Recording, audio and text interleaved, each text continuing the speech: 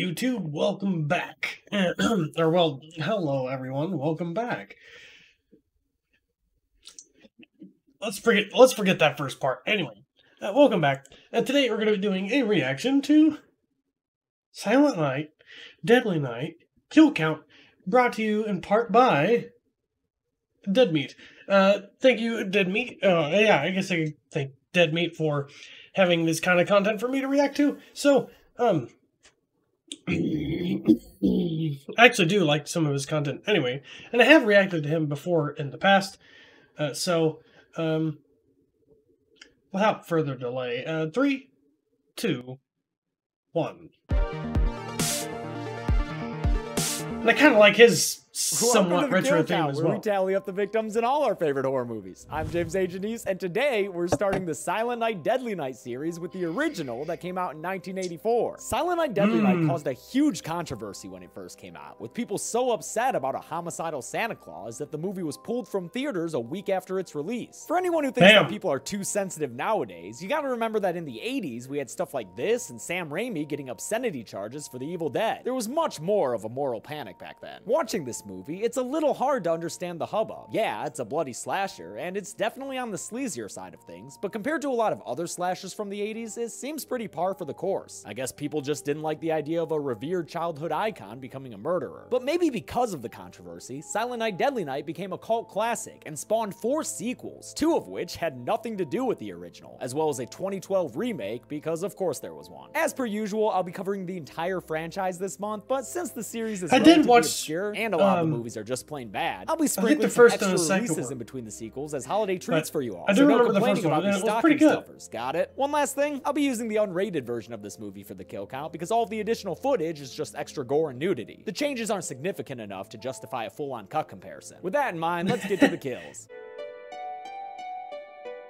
The movie begins on Christmas Eve, 1971. Little Billy Chapman is in a car with his mom, Ellie, his dad, Jim, and his baby brother, Ricky, on their way to visit Grandpapa in a, Utah mental facility? Damn, Utahns couldn't be a scotch more creative with that name. Grandpa Chapman, played by Will Hare, is catatonic and can't speak or hear anything. That is until Billy's parents needlessly leave him alone in the room to go look at Grandpa's records or some shit. That's when Grandpa springs into life like a possessed animatronic and starts spitting war on Christmas rhetoric to his grandson. Christmas Eve is the scariest damn night of the year. Grandpa tells Billy that Santa only rewards the kids who have been good all year without fault.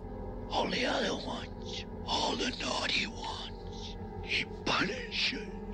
And with that traumatizing imprint on poor Billy's young psyche, Grandpa Toy Story's back into an animation just in time for Ellie and Jim to come back and pick Billy up. I'll be good from now on, I promise. Too late, you cute little bastard. Get on out of here. Elsewhere, a dude dressed as Santa Claus walks into a liquor store and holds the clerk up at gunpoint. When the clerk goes for his own firearm, the Santa robber shoots him in the chest, knocking him against a poorly placed shelf of chips. The criminal Santa sees the clerk is still alive and puts 2 more shots in him, the final one in his head, to kick off our kill count with a bang. Or 3 bangs. Bang, bang, bang. The Chapman family is driving home from the Utah mental facility as this movie's reoccurring Christmas song plays on the radio. Santa's watching, Santa's waiting, Christmas Eve is slowly fading. When they see a Santa with his sleigh broken down, that is kind of a creepy song anyway.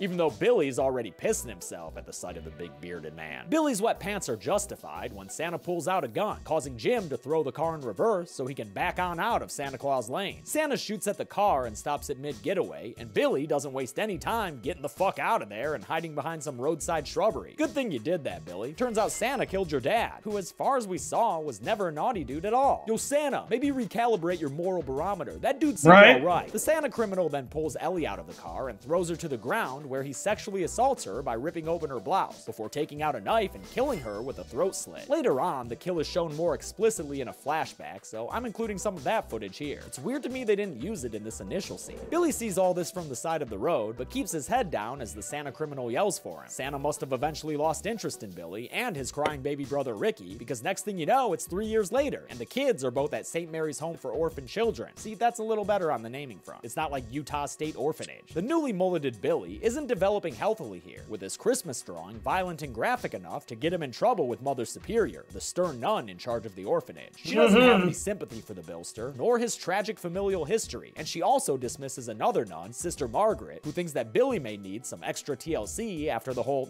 murder Santa thing. He needs help, Mother Superior. He'll get it. Yeah, he will, but maybe not the type of help you're talking about. Because right now he about to get a first-class lesson in love making when he spies through a door's cartoonish keyhole to see a sex scene shot in intimate close-ups with like softcore porn levels of caressing. As Billy gets flashbacks to when his parents were killed by the criminal Santa, Mother Superior arrives and tosses him away from the door. Then she goes inside the room and takes a freaking belt to the naked lovers. Devil! I don't know what's so satanic about some vanilla-ass missionary. It's not like they were doing a devil's triangle. She comes outside to yell at Billy, and the movie gives us a reminder the fact that they're nuns and they're supposed to be What's wrong? Your brother's pure. in that case, that's what's wrong. No, he's I not. guess I don't really know a whole lot Don't about sleep it. on but- Ricky Chapman, yo. We got 2 sequels with him ahead of us. Mother Superior gives Billy your average Catholic talking to. Guilt and sex negativity. But when we do something naughty, we are always caught. And then we are punished. And then gives him some corporal punishment with a belt. I wonder if it's the same belt she beat those naked teenagers with. Billy obviously has a rough time during the Christmas season, and not even his knockoff plush figure of Charles Entertainment Cheese can keep him from having nightmares about the night his parents died. To quell his nighttime anxieties, Mother Superior ties him to the bed? What, is she trying to play hide the soul? Nah, more like save the soul. And she thinks the best way to win that game is through exposure therapy. William will sit on Santa Claus' lap and behave. Yeah, that's a no-brainer. Kids never misbehave on Santa's lap. When they try to force it, Billy knocks Santa's Christmas lights out and then hides in his bedroom corner with his developmental issues on full display. I didn't mean to be naughty. Don't punish me. An off-screen Mother Superior finds him, and then we freeze frame on his terrified face. Oh, okay, because we're doing a time jump. That's cool. Billy is now a strapping young 18-year-old, played by first-time actor Robert Brian Wilson, and Sister Margaret has just helped him land a job for this dude Mr. Sims as a stock boy in a toy store called Ira's Toys, which I believe was named after the movie's producer, Ira Barmack. We get an amazing montage of Billy adjusting to regular working life with the most puzzling song choice I could imagine. And I won't need no more on the one side of the door. This montage is like Wisconsin levels of cheese, and it shows us how Billy is a good young teetotaling lad who has strong bones. The 2-minute-plus montage only ends after 2 false endings to the song and an epic choir-backed finish. Of the door.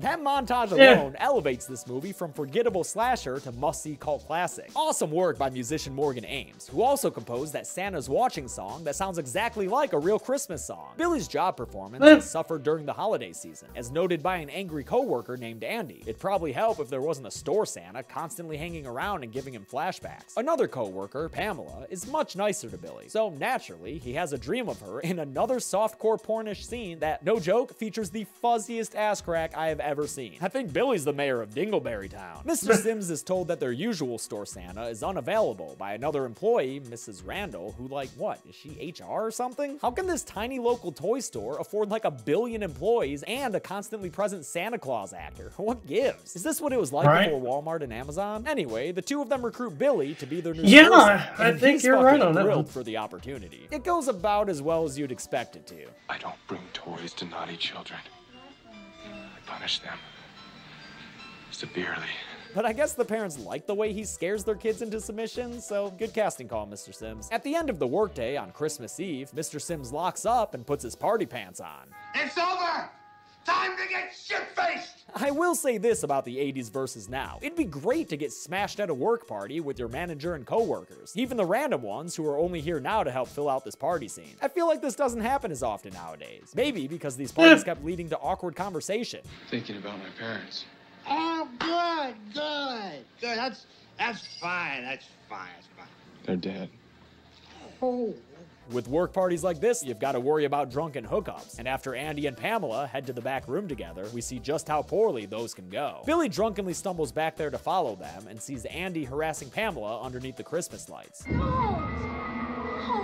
Andy gets real severe real fast, ripping open Pamela's shirt and pushing her down in an unfortunate scene that triggers traumatic flashbacks for Billy. And if you think this movie uses flashbacks a lot, just wait until the sequel. This is when Billy Chapman finally snaps, and while screaming naughty, he attacks Andy, grabs some Christmas lights, and lifts him off the ground with them wrapped around his neck. It doesn't take long for Billy to secure his first kill, murdering Andy via colorful asphyxiation. Hey, at least he doesn't leave the body hanging up after New Year's. Pamela, shocked at the violence she just saw, calls Billy a crazy bastard and lashes out at him. So in response, he grabs a box cutter and proselytizes in her face. Punishment is necessary, Pamela. He stabs her and slits her torso open. And yeah, the darker shot there is from restored unrated footage. Kind of a dick move to murder the victim in this one, Billy, but I guess you're all kinds of messed up, huh? Mr. Sims comes back to the storeroom to investigate the noises he's heard, and yep, he gets killed too after Billy jumps out from behind a shelf with a hammer and kills the store manager with a swipe of the claw. The kill itself is off screen, but in just a minute, Mrs. Randall will come back and find his body lying among a bunch of boxes, giving us a better look at it. Merry Christmas to us all. With the background extra store workers all apparently gone by this point, Mrs. Randall is the last to go, and Billy kills her by shooting her with an arrow that goes straight through her back. Only in the fuzzy unrated footage do you get to actually see the arrow through her body, so yeah, if you couldn't tell already, the unrated version is the only way to go with this movie. Billy clocks out and leaves all his victims' bodies behind, so later, when Sister Margaret comes to check on him, she finds them and screams with the nutcrackers.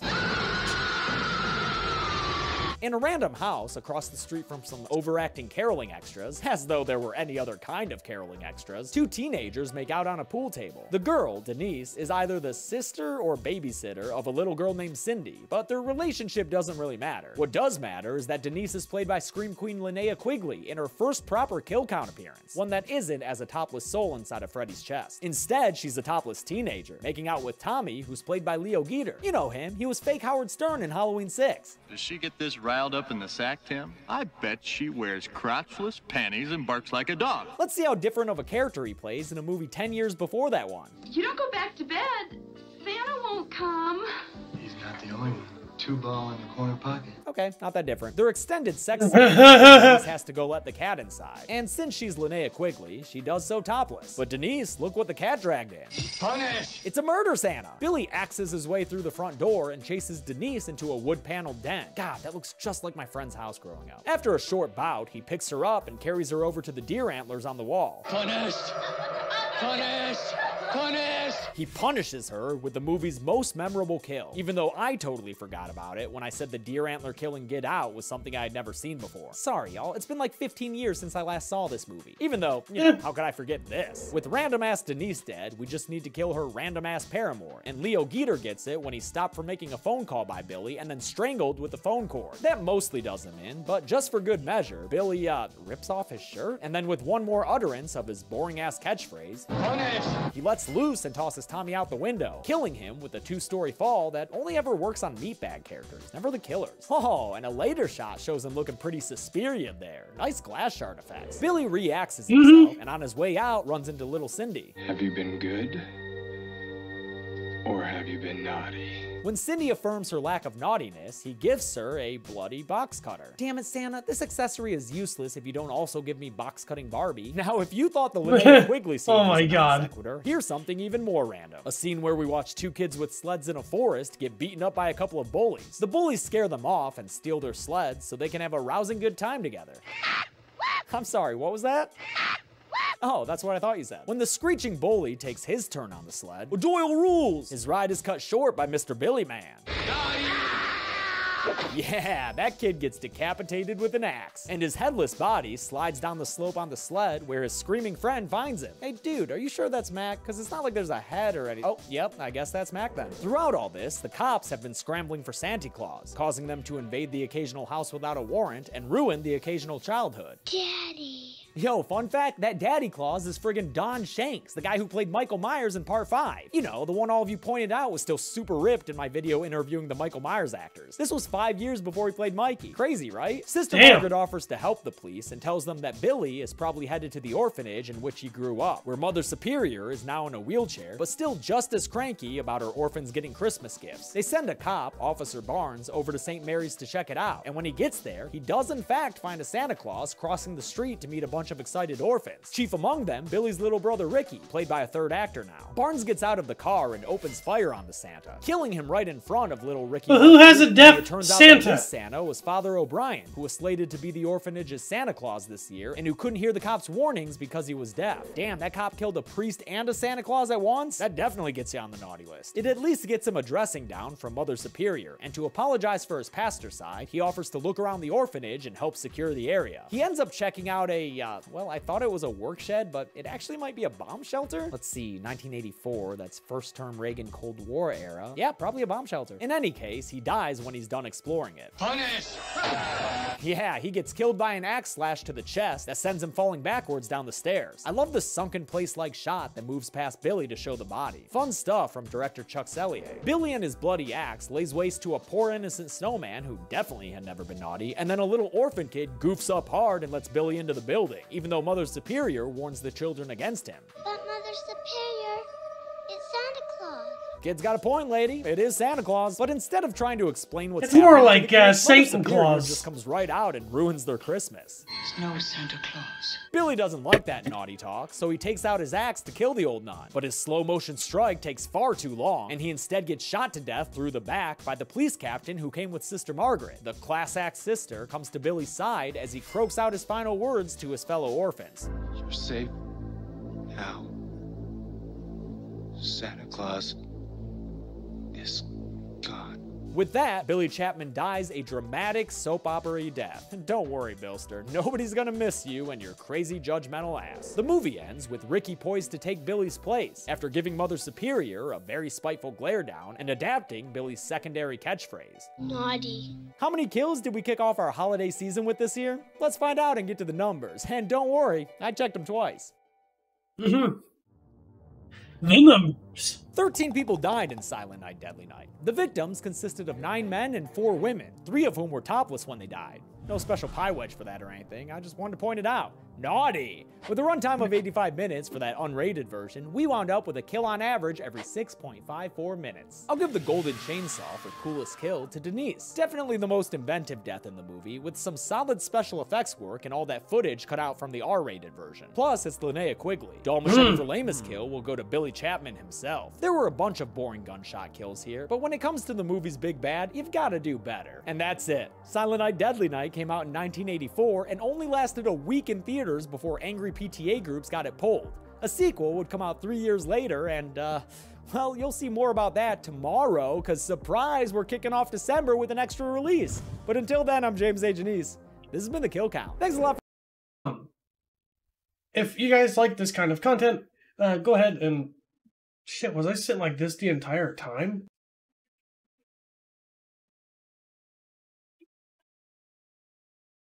Well, fuck me sideways.